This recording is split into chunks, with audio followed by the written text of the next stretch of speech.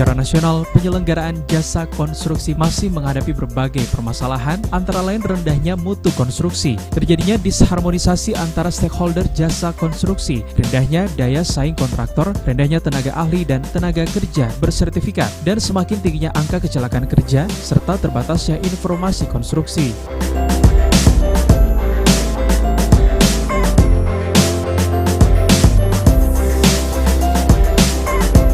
Kegiatan sosialisasi Undang-Undang Nomor 2 Tahun 2017 tentang jasa konstruksi bertujuan untuk memberikan arahan pertumbuhan dan perkembangan jasa konstruksi untuk mewujudkan struktur yang kokoh, handal, berdaya saing tinggi dan hasil jasa konstruksi yang berkualitas, serta mewujudkan ketertiban jasa konstruksi yang menjamin kesetaraan kependudukan pengguna jasa, penyedia jasa dalam menjalankan hak dan kewajiban.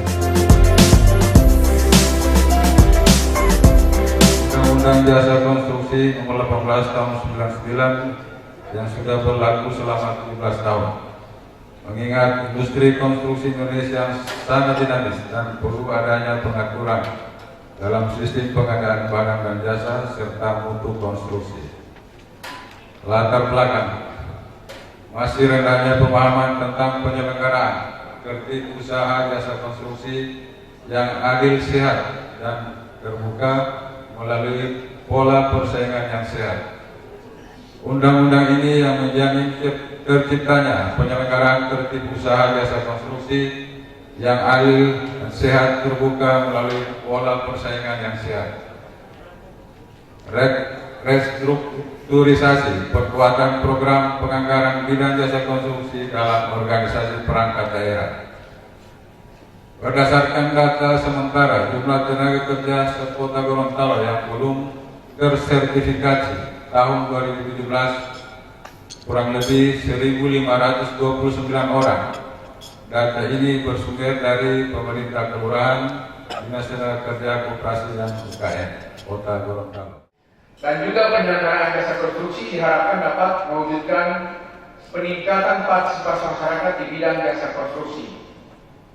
Sistem jasa konstruksi yang mampu mewujudkan keselamatan publik dan menciptakan kenyamanan lingkungan. Bapak Ibu hadirin yang saya hormati, pemerintah Kota Gorontalo sangat mengapresiasi kegiatan sosialisasi ini sebagai sebuah peristiwa penting. Sosialisasi adalah permulaan yang baik, dan jika kemudian implementasi dari Undang-Undang Nomor 2 Tahun 2017 dalam kegiatan juga baik, sudah pasti tujuan undang-undang ini dapat tercapai. Di samping itu pula, semua pihak akan mengetahui tugas, fungsi, hak, dan kewajiban masing-masing.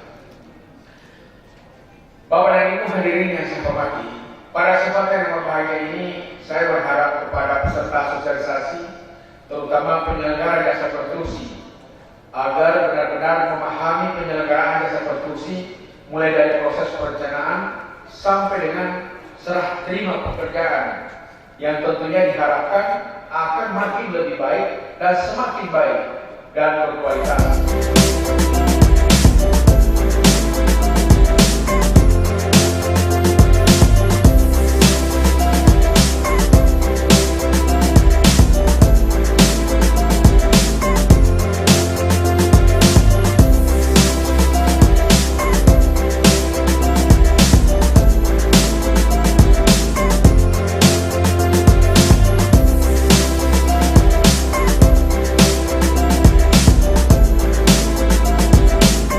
Liputan Advertorial Mimosa TV.